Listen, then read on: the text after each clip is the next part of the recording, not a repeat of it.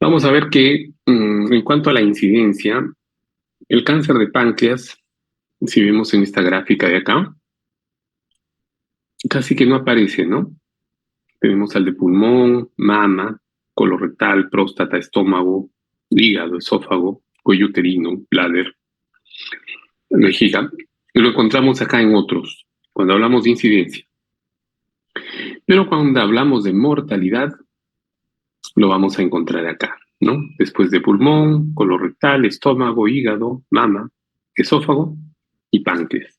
Entonces, a pesar de que la incidencia no es tan alta como otros cánceres, la mortalidad es mayor que el resto de cánceres. Vamos ahora en esta gráfica, la incidencia del cáncer de páncreas es mayor en Europa, ¿no? Y no, básicamente en Europa, en Asia, y los países con menos incidencia de cáncer de páncreas los tenemos en Asia, en Asia Central, en África, básicamente en África, ¿no? Nosotros estamos con una incidencia que va de 5.4 en varones a 4.4 en damas. Los casos estimados, los nuevos casos estimados para el 2018 fueron de 5.440, lo que equivale al 3.2% de todos los cánceres nuevos. Y la sobrevida de pacientes a 5 años, entre el 2008 al 2014, fue 8.5%. Miren la cantidad de muertes que se estimaron en el año 2018 por cáncer de páncreas: 44.330, lo que representa el 7.3% de las muertes de todos los cánceres, ¿no? Entonces, eso es lo que veíamos en la gráfica anterior. Si bien es cierto, no tiene mucha incidencia, pero es un cáncer muy mortal. Y esta gráfica nos ilustra cómo es que, pese a todos los esfuerzos que hay, los nuevos avances en quimioterapia, en cirugía, sin embargo, la curva de mortalidad de este cáncer tan lesivo, que es tan agresivo, se mantiene plana casi desde el año 1992, ¿no? Pues hasta el 2015, una letalidad bastante alta. Y nosotros, el Perú, más o menos, esto es de Globocan del año 2018, los números de casos incidentales fueron de 66.627 de cánceres en ambos sexos, y páncreas fue 1.557, ¿no? Lo encontramos más o menos acá. Ya, entonces, con esta pequeña introducción vamos a hablar del cáncer de páncreas. Es la cuarta causa de muerte en Estados Unidos y en Europa. La sobrevida a 5 años varía del 2 al 7%.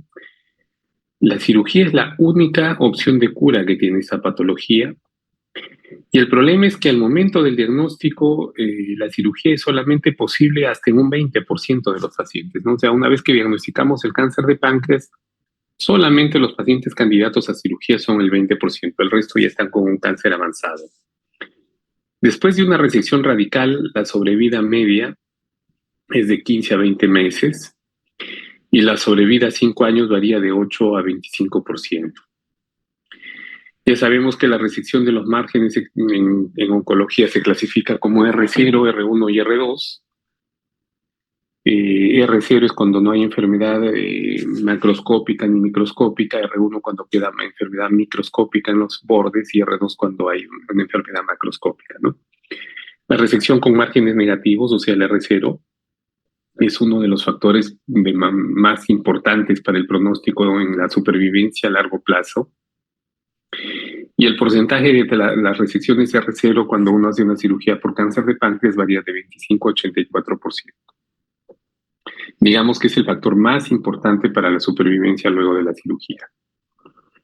Esto es la forma como debe evaluarse la pieza operatoria, ¿no? Lo que se saca es la cabeza del páncreas, desde el cuello, el duodeno, vía biliar, vesícula, algo del estómago, algo de yeyuno.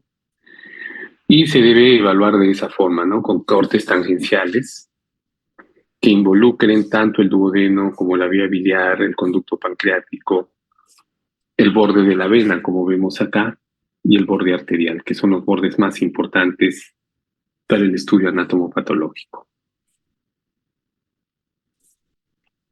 La sobrevida media de los pacientes quienes tienen resecciones con márgenes negativos, o sea, R0, es significativamente mejor, ¿no?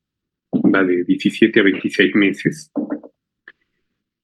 comparado con los pacientes que tienen resecciones con márgenes positivos, o sea, R1 o R2, que solamente la supervivencia es de 8 a 12 meses, o sea que con una cirugía, si hacemos una cirugía no tan completa, no va a tener mayor impacto en la supervivencia. Menos del 20% con diagnóstico de cáncer de páncreas son candidatos a una resección R0. Entonces, por todos estos motivos es que es un cáncer muy letal. Digamos que la lesión precursora del cáncer de páncreas es la neoplasia epitelial, intraepitelial pancreática, ¿no? Acá vamos a ver cómo es el epitelio normal del páncreas. El PANIN, cuando ya hay mutaciones en el KRAS, y cómo va variando el PANIN 1A, el PANIN 1B, el PANIN 2, PANIN 3 y finalmente ya cuando hay mutaciones del TP53, los genes BRCA2, ya estamos ante un cáncer de páncreas. Esto es más o menos lo mismo que les estoy mostrando acá, es un ducto pancreático normal, un conducto pancreático con PANIN 1, acá en el B, como pueden ver, acá es un epitelio muy homogéneo. Acá ya vemos algunas especies de vellosidades. El PANIN 3, esas vellosidades son mucho más 4. Y finalmente, el PANIN 2 y el PANIN 3 ya las vellosidades más grandes y finalmente eso deriva en un cáncer de páncreas. La neoplasia intraepitelial pancreática, entonces vamos a ver que en PANIN 1 hay mutaciones, o sea, hay sobreexpresión, amplificación o activación del KRAS, del NOTCH, de esta vía de diferenciación en el páncreas, y hay de lesiones del P21, telomerasas, etcétera. En el PANIN 2 también hay sobreexpresión de ciclina, de 1 sobre todo, y activación de este gen del ERB2, de lesiones del P16. En el PANIN 3 ya tenemos sobreexpresión del KI67, la topo 2A, la mesotelina, las telomerasas, y hay de lesiones o pérdida de función de los genes BRCA2 sobre todo, ¿no? Y del P53. Y finalmente llegamos a lo que es el adenocarcinoma. Entonces, más o menos esta es la vía como la lesión precursora del cáncer de páncreas, que es el PANIN, va hacia el cáncer de páncreas a través de las diferentes etapas. Por favor, si tienen preguntas, les voy a agradecer que vayan haciéndolas para no hacer la charla aburrida. Factores de riesgo para el cáncer de páncreas, tenemos la edad, 72 años a más. El 70% de los pacientes son mayores de 65 años. Los hombres también son algo más propensos al cáncer de páncreas, sobre todo si son de raza negra o si son pacientes que usan mucho tabaco, 2 a 3 veces más. El paciente que fuma tiene 2 a 3 veces más riesgo de tener un cáncer de páncreas que un paciente que no fuma. Pacientes obesos, pacientes sedentarios, pacientes diabéticos, pacientes con pancreatitis crónica, cirrosis hepática, o algunas exposiciones como a ciertos pesticidas o sustancias químicas que se utilizan en refinerías de metal, también vuelven propensos a los pacientes con el cáncer de páncreas. Algunos síndromes genéticos familiares y también el café y el alcohol. Vamos a ver acá cómo está más o menos estos factores modificables asociados con el cáncer de páncreas. Por ejemplo, el fumar tiene una asociación bastante alta. Aumenta el 74% de riesgo en los pacientes que fuman. Y esto básicamente va a depender tiene una respuesta directamente con la dosis, ¿no? El uso de alcohol también aumenta hasta en un 15 a 43% en algunos metaanálisis. La obesidad, factores dietéticos también, y el Helicobacter pylori también aumenta en un 45% el riesgo de cáncer de páncreas. Esto sí está asociado a algunos factores, a algunas mutaciones hereditarias, como síndromes de cáncer de mama y ovario, asociado a las mutaciones del gen BRCA1, el síndrome de Peutz-Jeghers también, la pancreatitis hereditaria, melanoma familiar atípico múltiple, o el cáncer colorectal no polipósico hereditario también está asociado con el cáncer de páncreas. Prevención, en realidad no hay pautas establecidas para la prevención del cáncer de páncreas.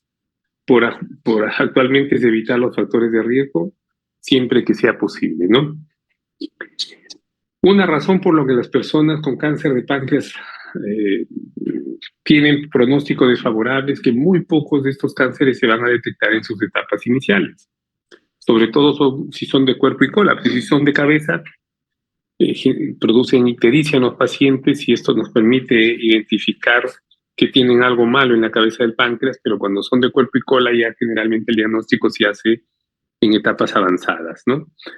El análisis de sangre del marcador CA19-9, unas pruebas genéticas, como ya vimos todas esas mutaciones genéticas, y la ecografía endoscópica actualmente se está postulando como que sería un método importante para la detección del cáncer de páncreas en las etapas más iniciales, ¿no? O sea, pacientes de repente con una carga genética positiva para el cáncer de páncreas, debería hacerse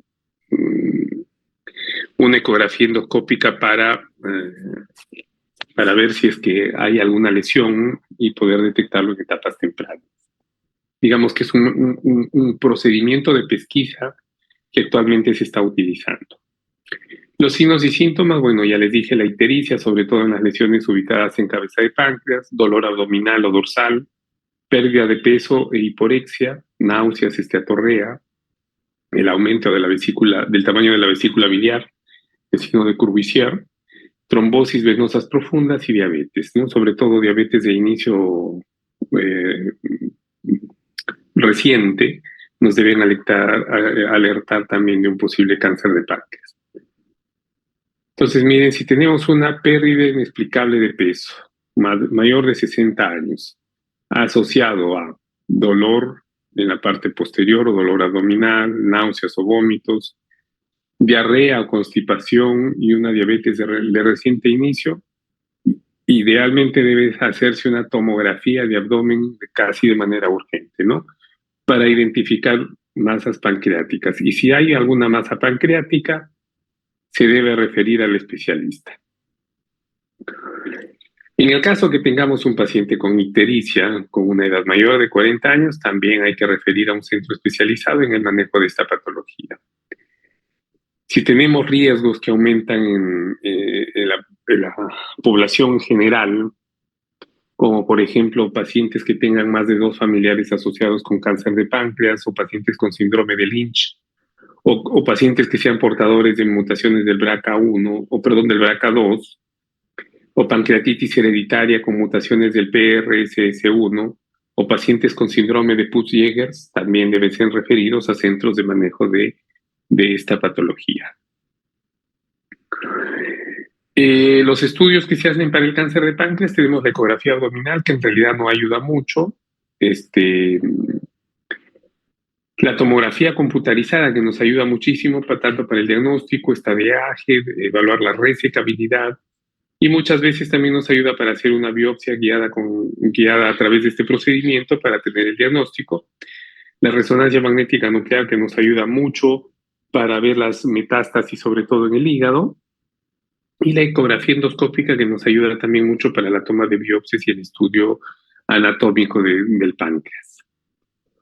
Esta es la forma como debe hacerse la tomografía, se llama trifásica con protocolo de páncreas. Esto ya está muy estudiado y tiene una forma especial de hacerse para que nos pueda dar buenos resultados. Bueno, y acá tienen el TNM del cáncer de páncreas, es importante que lo revisen. Eh, T ya saben que es el tumor. Carcinoma in situ, si el tumor es menor o igual a 2 centímetros, en su mayor dimensión puede ser 1A, 1B, 1C. 1A es cuando es menos de 0.5, 1B de 0.5 a 1 centímetros, 1C es de entre 1 a 2 centímetros, el T2 es mayor de 2 centímetros y menor de 4 centímetros, el T3 es mayor de 4 centímetros y el T4 es cualquier tamaño, pero que ya involucre al tronco celíaco, a la arteria mesentérica superior, a la arteria hepática, independientemente del tamaño. N ya sabemos que son los ganglios, N0 cuando no hay metástasis, N1 cuando hay 1 a 3 ganglios comprometidos, y más de 4 es N2. Y las metástasis que son el M, ¿no? M0 no hay metas, M1 hay metas a distancia, sobre todo en hígado. Y ahí tenemos el estadio 0, el estadio 1A, 1B, 2A, 2B, 3 y el estadio 4. ¿No? Esto sí es importante que lo revisen con calma para que puedan hacer un diagnóstico adecuado cuando ya tienen el resultado del estudio anatomopatológico. Las tasas de supervivencia, es importante hacer esta clasificación de los pacientes porque eso nos va a dar una idea más o menos de la supervivencia a 5 años. Los pacientes con cáncer de páncreas en estadio 1A tienen una supervivencia de 37% a 5 años, el 1B 21%, el 2A 12%, el 2B 6%, el 3 2% y el 4 1%, ¿no? En general, alrededor del 20% de los pacientes con cáncer de páncreas viven al menos un año después del diagnóstico, mientras que menos del 4% estarán vivos después de 5 años, ¿no? Les repito que es una patología bastante letal. El manejo del cáncer de páncreas es multidisciplinario, ¿no? Tenemos a la cirugía, a la quimioterapia y a la radioterapia como piedras angulares de tratamiento. Se clasifica como resecable, borderline, localmente avanzado o no resecable y metastásico. Bueno, resecable es cuando uno puede retirar el tumor con seguridad. Borderline, resecable se refiere a un tumor técnicamente resecable, pero con un alto riesgo de dejar márgenes comprometidos. Y esto nos va a generar recurrencia, o sea, hacer una resección R1 o R2. Cuando tenemos mucho riesgo de esto, a esos pacientes se les llama borderline. Y para eso vamos a tener unos reparos anatómicos.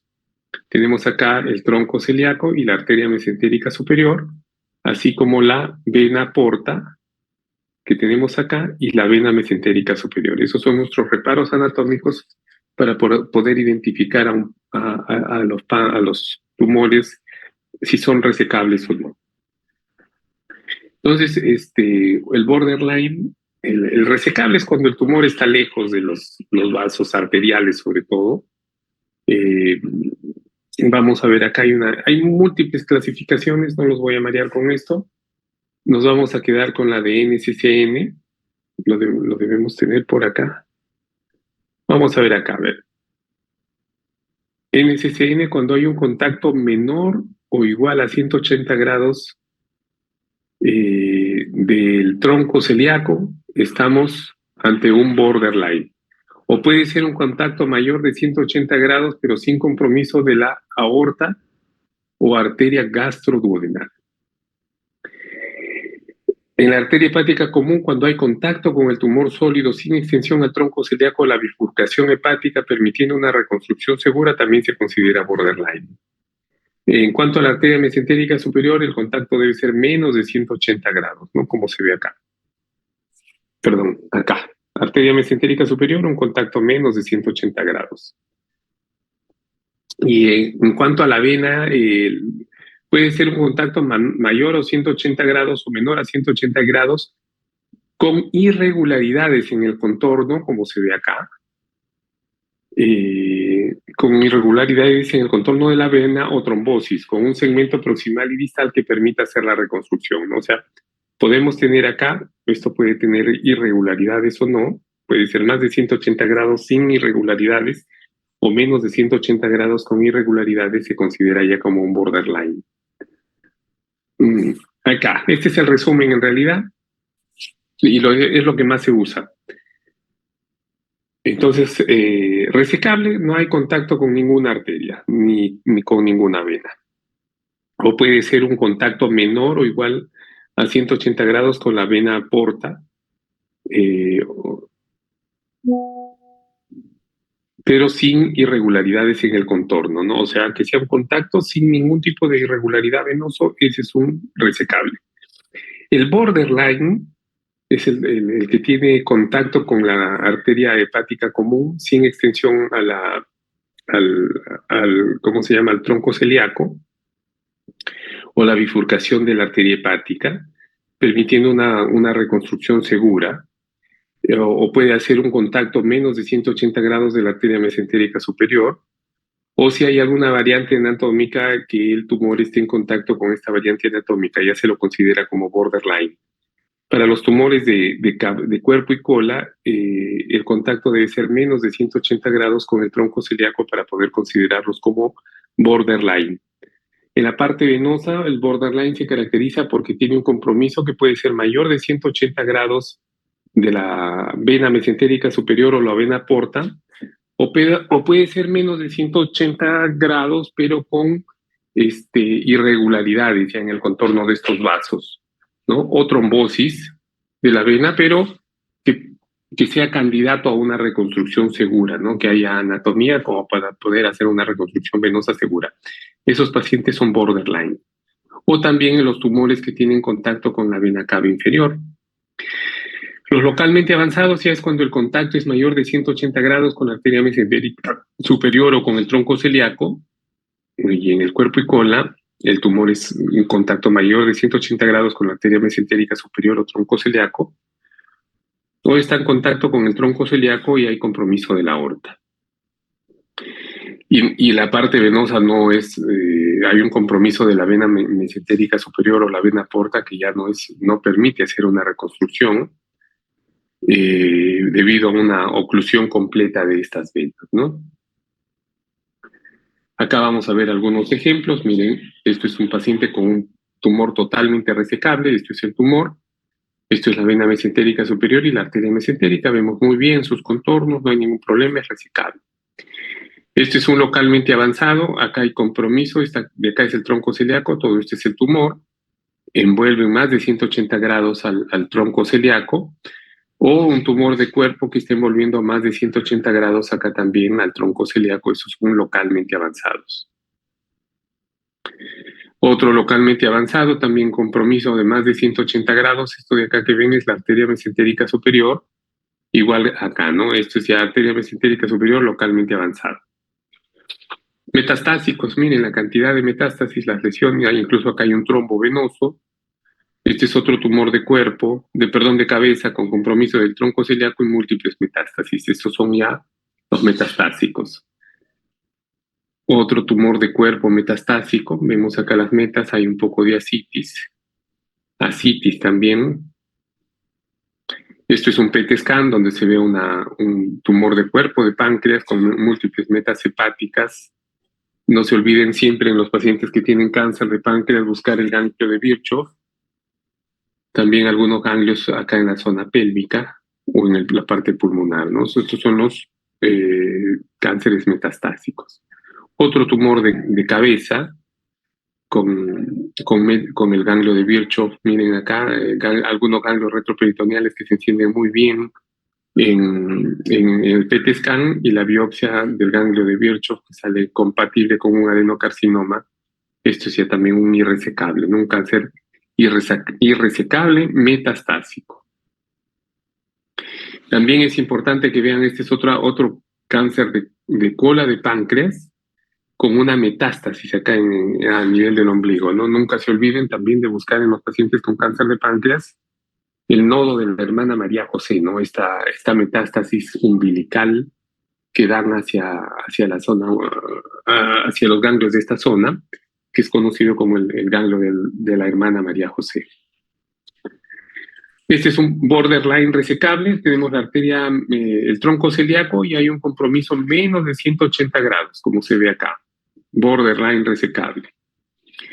Cuando hay puede haber un compromiso mayor de 180 grados de la arteria hepática, pero que se pueda reconstruir, ¿no? Se puede colocar un grafo o anastomosar esta zona, como este caso de acá. Esta zona es la zona del contacto con la arteria mesentérica. Perdón, con la arteria hepática.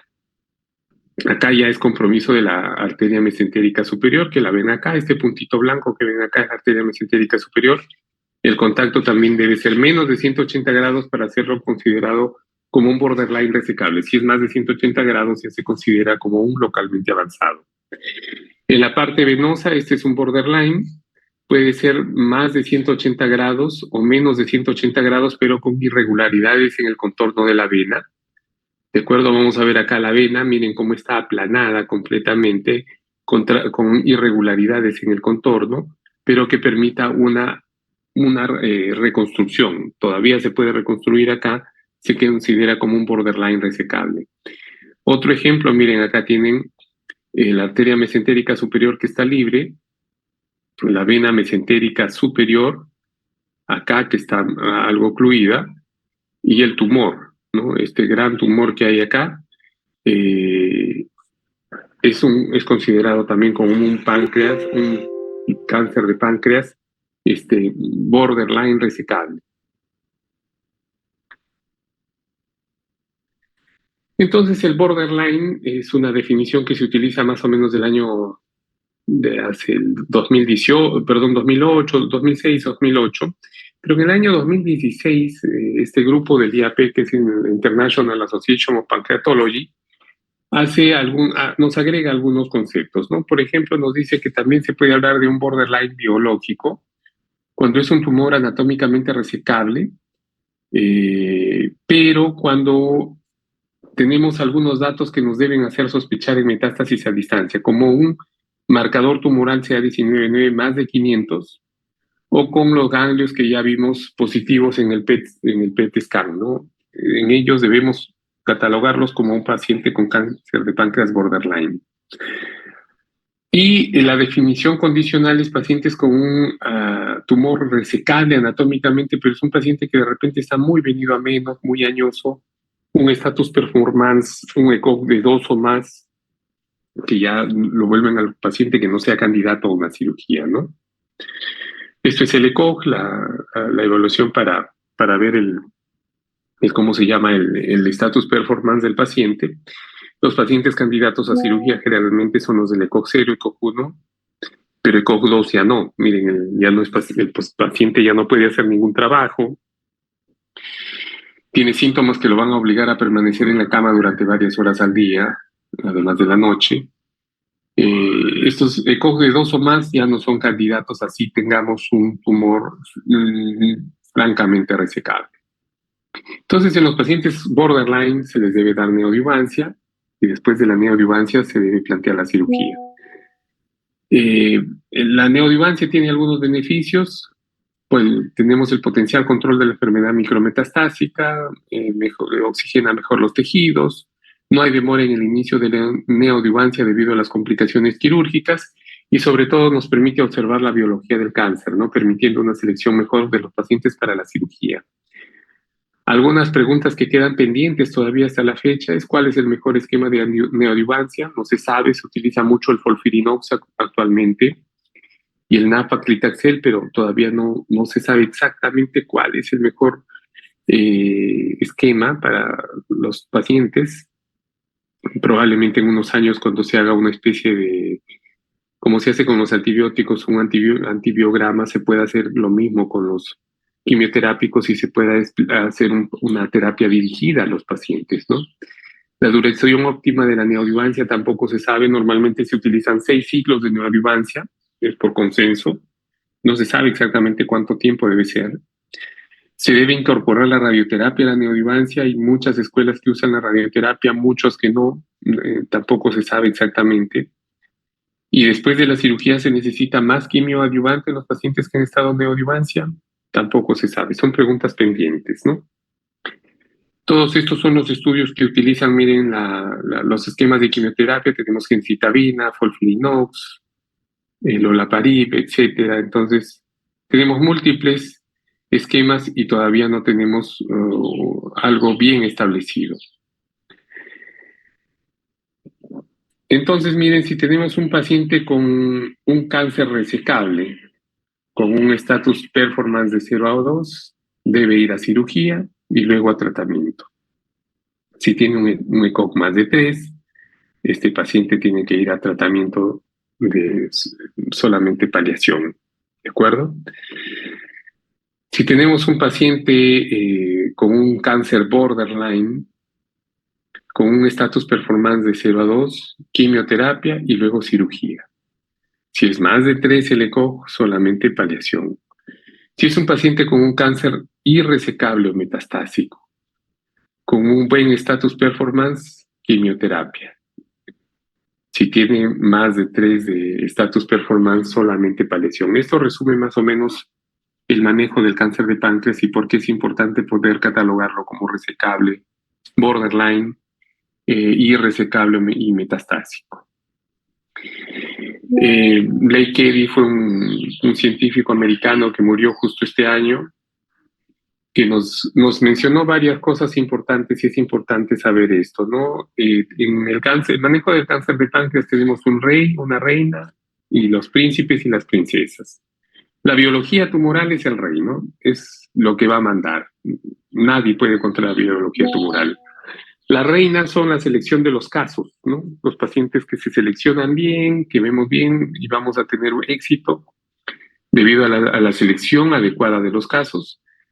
Y los príncipes y las princesas somos nosotros, ¿no? Los médicos, que podemos ser cirujanos, oncólogos, que a veces hacemos maniobras técnicas y pensamos que vamos a derrotar a la enfermedad, pero no es así, porque en realidad el que manda es la biología, es el rey.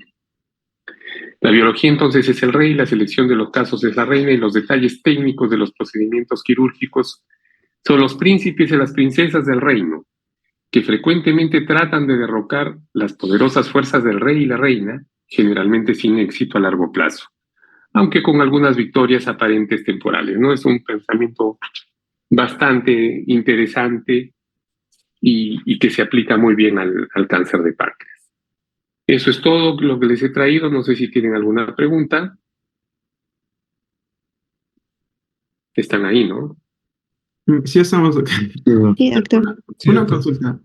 Entonces, en el caso del tratamiento, solamente, bueno, no decirlo de tal manera, pero se intenta alargar lo máximo posible la vida de un paciente que es diagnosticado con cáncer de páncreas. Mira, cuando tenemos un paciente con cáncer de páncreas, el objetivo que tenemos haciendo la gran cirugía, la duodenopancreatectomía o la pancreatectomía distal, la quimioterapia, la radioterapia, nuestro objetivo es que el paciente tenga una supervivencia al menos de 5 años. 5 años. Ese es nuestro objetivo. Hay pacientes que llegan a los 5 años, algunos que viven más, pero otros que no llegan tampoco, ¿no? Pero el objetivo es eso, 5 años.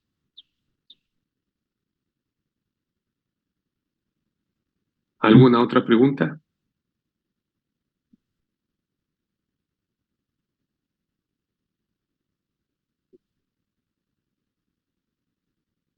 Muy bien, chicos. Entonces, si no hay más preguntas, les agradezco por la atención. Espero que les haya servido de algo. Lean mucho. Quién sabe, en el tiempo que a ustedes les toque ya ejercer la medicina, tengamos mejores estudios para para poder dar quimioterapias adecuadas a los pacientes, ya con un estudio, como les decía, haciendo una comparación con el antibiograma, probablemente en el futuro la quimio se dé igual, ¿no? Hagamos una biopsia, se hagan estudios genéticos, estudios de algunas mutaciones puntuales en cada biopsia que se tome y de acuerdo a eso dar un protocolo de quimioterapia adecuado. Muy bien, muchas gracias por su atención y por su tiempo. Buenas tardes. Muchas Gracias, gracias. doctor. Gracias, doctor. Buenas tardes. Gracias. Gracias.